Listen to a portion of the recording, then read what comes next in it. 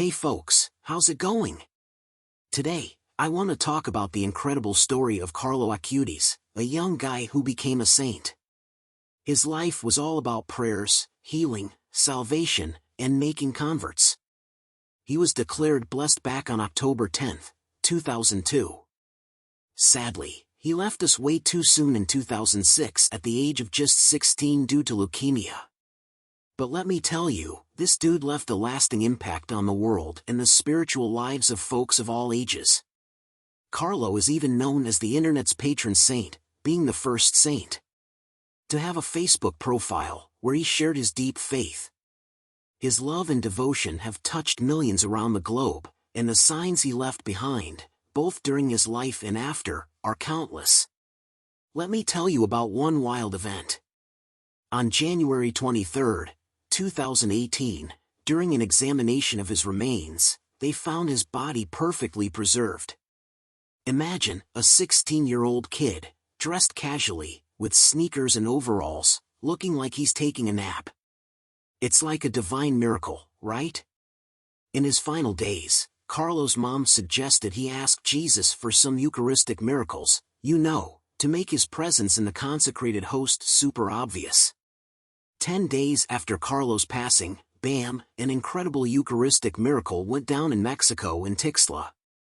Then, just like that, 2 more Eucharistic miracles went off in Poland in Sokolka and Legnica. Experts looked into it and found that the consecrated host had transformed into actual human heart tissue in all 3 cases. Crazy, right? And then there's this story from Brazil on October 12, 2013. They were blessing folks with a relic from Carlo's blood-stained PJs.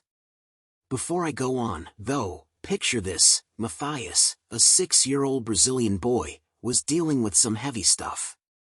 He had this annular pancreas thing that messed up his eating and drinking.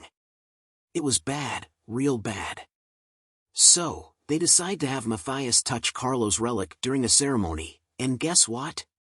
The kid stops vomiting after eating, something he hadn't done in ages. And the doctors were scratching their heads. Turns out, his pancreas miraculously went back to normal. He gained weight, and he's all better now. The docs had no scientific explanation. In fact, the Vatican even got in on it, saying it was a bona fide miracle. But that's not all. Many folks have turned to Carlo for help, like Pietro Scelero's mom. This little dude was born in 2002 with hydrocephalus, which messes up the brain with fluid buildup. Pietro had surgery at 3 months old to implant a brain valve, but it wasn't helping much.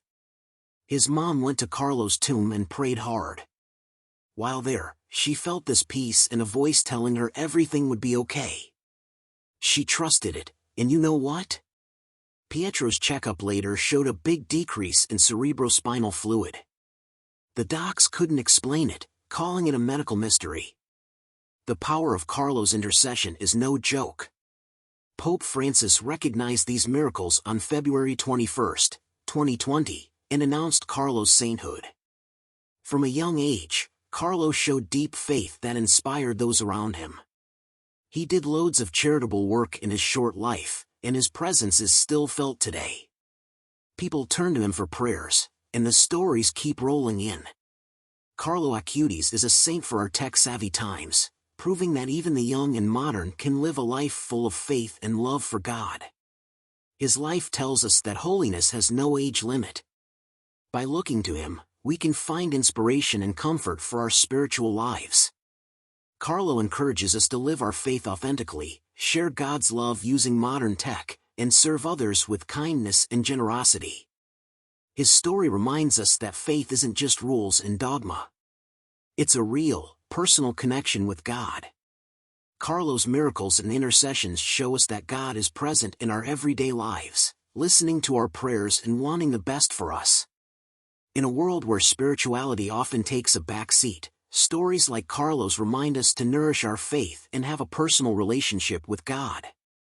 Testimonies like his are powerful tools for sharing the gospel and showing the world the beauty and truth of the Christian faith. They prove that God's mercy is real and that faith can transform lives.